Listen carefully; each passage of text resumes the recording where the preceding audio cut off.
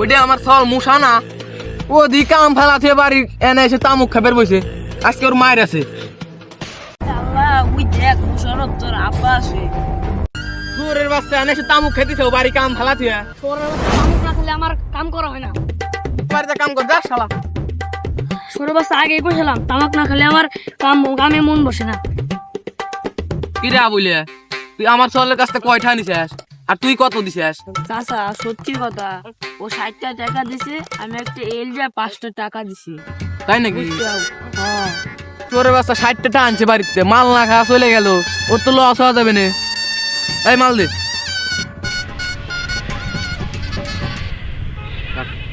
মুশারফ এদিকে আয় বাবা।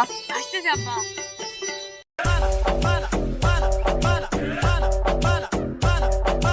আগে কইছিলাম তামাক না খেলে আমার কামে মন বসবে না। ঠিকই কইছে। আসলেই যেটা জিনিস দুইজনে এখন গাঞ্জা খায়, এ প্রথম দেখলাম জীবনে।